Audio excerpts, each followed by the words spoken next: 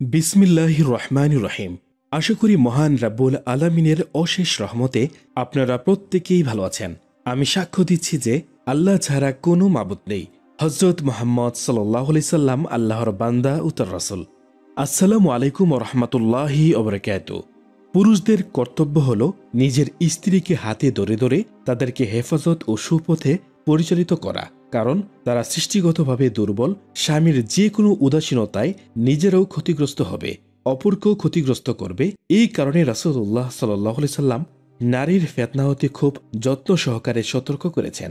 তিনি বলেন, আমার অবর্তমানে পুরুষদের জন্য নারীদের চেয়ে বেশি ক্ষতিকর কোনো ফিতনা রেখে আসেনি। আজকের এই ভিডিওতে আমরা হযরত আলী রাদিয়াল্লাহু আনহুর রেফারেন্সে এমন 3টি জায়গা সম্পর্কে জানতে চলেছি যে জায়গাগুলোতে নিজের স্ত্রীকে কখনোই একা ছেড়ে দিতে নেই। কেননা যদি কোনো ব্যক্তি এই 3 জায়গাতে নিজের স্ত্রীকে একা ছেড়ে আসে, তাহলে সেই ব্যক্তি পরে খুবই আফসোস করে থাকে। এর সঙ্গে সঙ্গে আমরা এমন 10টি কাজের সম্পর্কে জানব যে কাজগুলো যদি কোনো মহিলা করে নেয়, তাহলে সেই মহিলা নিজের স্বামীর হৃদয়ে আজীবন রাজত্ব করতে পারবে ইনশাআল্লাহ। আর এই জন্য আজকের এই ভিডিওটি খুবই বিশেষ একটি ভিডিও হতে চলেছে। আপনি শুধুমাত্র ভিডিওটি শেষ পর্যন্ত দেখতে থাকুন।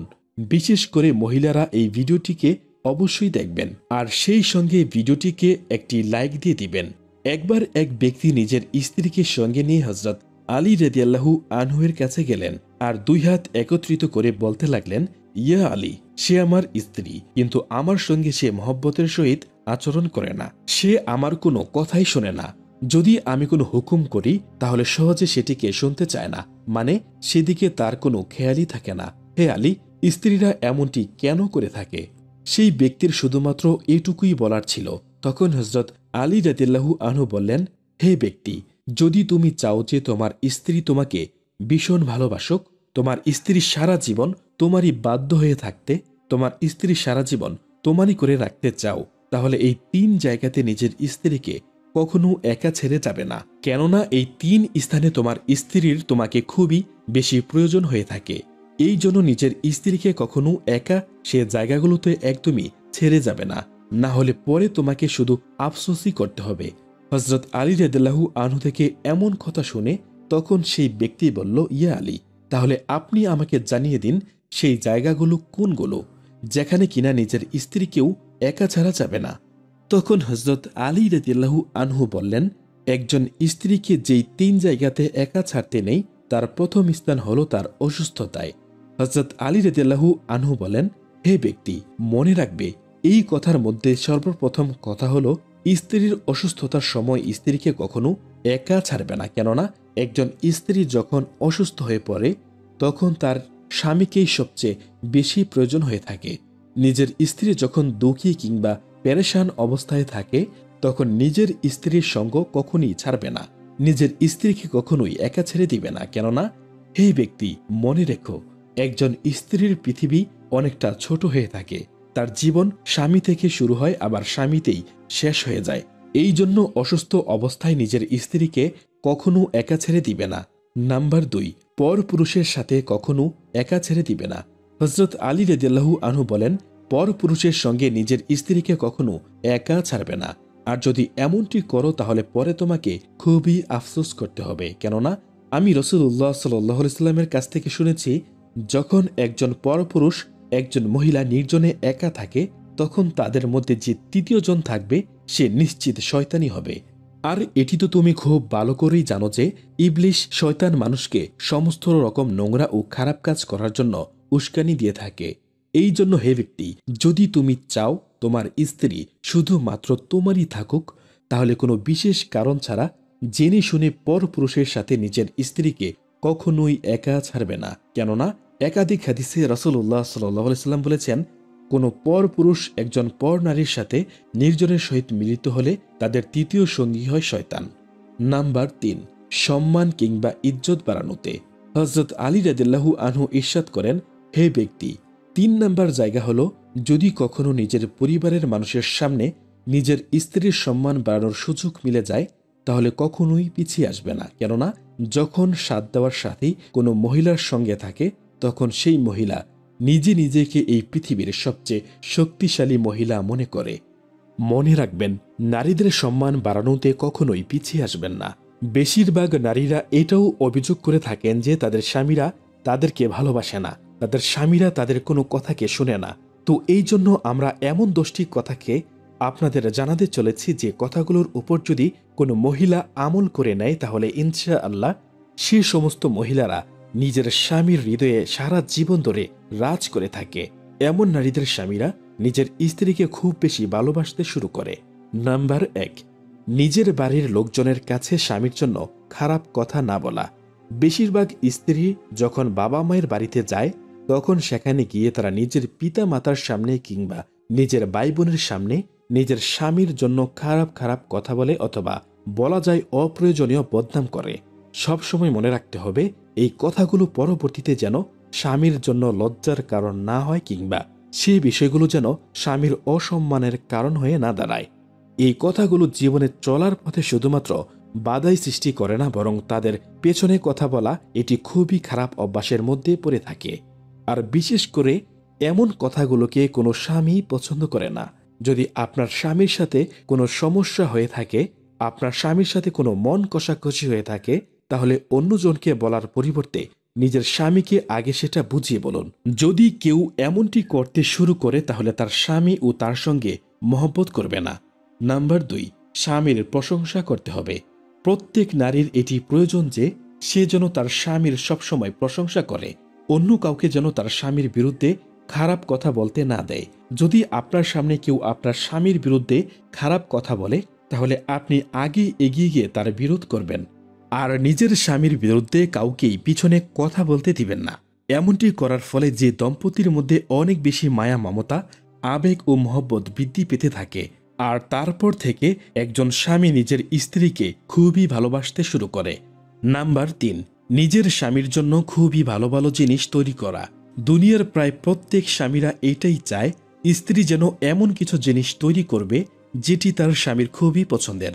তারপর যখন কোনো কাজ থেকে সে ফিরে আসবে তখন তার সেই মন পছন্দের জিনিসগুলোকে তৈরি করে তার সামনে উপস্থাপন করবে, আর সেটা দেখার পর সে স্বামী খুবই খুশি হয়ে উঠবে।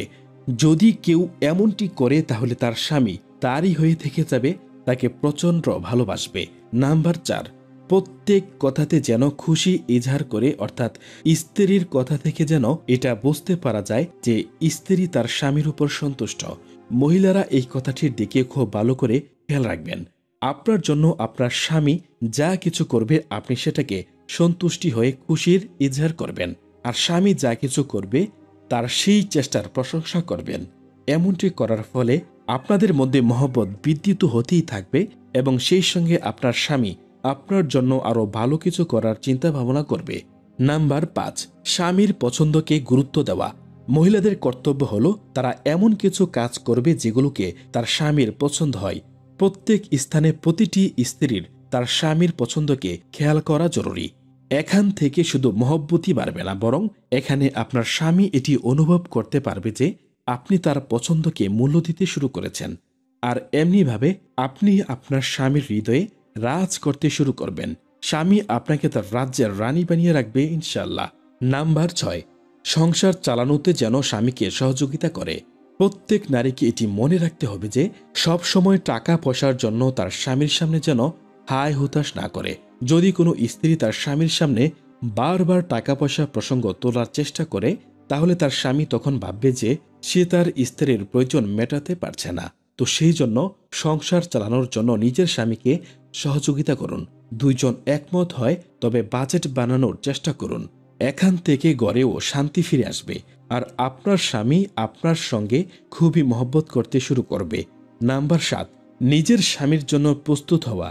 প্রত্যেক স্বামীর এটাও একটা হচ্ছে যে তার স্ত্রী শুধুমাত্র তার জন্য প্রস্তুত হবে, মানে সাজসজ্জা করবে। এই জন্য আপনি আপনার স্বামীর জন্য সবসময় সাজুগুজু করে থাকবেন, যাতে করে যখনই আপনার স্বামী গড়ে ফিরে আসবে তখন আপনাকে দেখে সে খুবই খুশি হয়ে যাবে। আপনি তাকে মহব্বতের ইজহার করবেন, তাহলে এমনটি করার মাধ্যমে দুজনের মহব্বত বৃদ্ধি হতে থাকবে, আর এর ফলে সে আপনাকে খুশি করার জন্য প্রাণপণ চেষ্টা করবে। নাম্বার 8, স্বামীর ঘরের মানুষজনদের সম্মান দিতে হবে। আপনারা সকলে জেনে থাকবেন যে প্রত্যেকে নিজের ঘরের মানুষজনকে খুবই ভালোবেসে থাকে, আর তাদের সম্মানও করে থাকে। যদি আপনি নিজের স্বামীর ভালোবাসা পেতে চান তাহলে আপনি সর্বপ্রথম তার ঘরের মানুষদেরকে ভালোবাসতে শিখুন। এখান থেকে স্বামী তার স্ত্রীর মধ্যে ক্ষোভ করে ভালোবাসা জন্ম নেবে। নাম্বার 9, অসুস্থ অবস্থায় নিজের স্বামীকে খুব ভালো করে যত্ন করবেন। যদি কখনো কারো স্বামী অসুস্থ হয়ে যায় তাহলে একজন স্ত্রীর কর্তব্য হবে তার স্বামীর খুব ভালো করে যত্ন করা। কেননা যখন কোনো পুরুষ অসুস্থ হয় তখন সে একেবারে ছোট বাচ্চার মতো হয়ে যায়। সেজন্য তার দিকে খেয়াল রাখতে হবে আর তাকে ছোট বাচ্চার মতোই দেখাশোনা করতে হবে। আর এমনটি করার ফলে যে সময় পর্যন্ত তার স্বামী সুস্থ হবে তার আগ থেকে আপনি তার হৃদয়ে রাজ করতে শুরু করবেন। নাম্বার 10, নিজেদের ঝগড়াকে অন্যজনদের কাছ থেকে লুকিয়ে রাখবেন।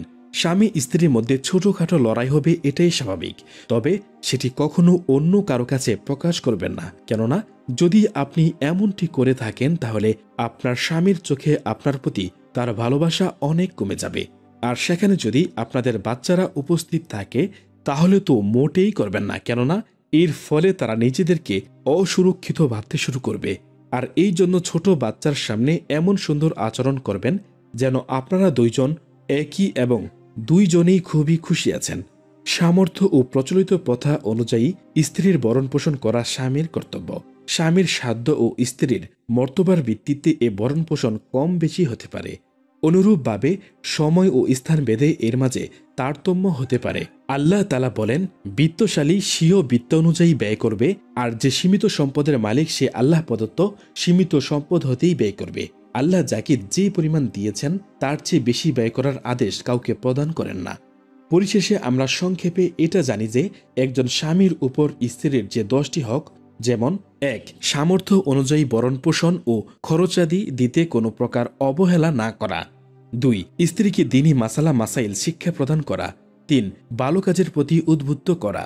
4, যাদের সঙ্গে দেখা দেওয়ার ব্যাপারে ইসলামের অনুমতি রয়েছে তাদের সঙ্গে দেখা সাক্ষাৎ করার সুযোগ প্রদান করা।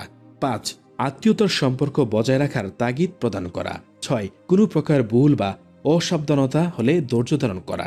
7, শাসন ও সংশোধনের ক্ষেত্রে ভারসাম্য বজায় রাখা। 7, মোহর আদায় করা। 8, ইসলামী শরীয়তের সীমার মধ্য থেকে স্ত্রীর মন জয় করা। 9, একাধিক স্ত্রী থাকলে তাদের মধ্যে সমতা বজায় রাখা। 10, নির্যাতন না করা। তো প্রিয় দর্শক, আপনি যদি একজন নারী বা পুরুষ যাই হয়ে থাকেন, আপনার এই 10টি বিষয়ে কোনটির কমতি আছে সেটা কমেন্টে জানাতে পারেন। আল্লাহ আমাদের সবার পারিবারিক জীবন যেন সুখের করে, এই কামনায় আজকের এই ভিডিওটি এখানে সমাপ্তি। আসসালামু আলাইকুম রহমতুল্লাহি ওয়া বারাকাতুহু। আল্লাহ হাফেজ।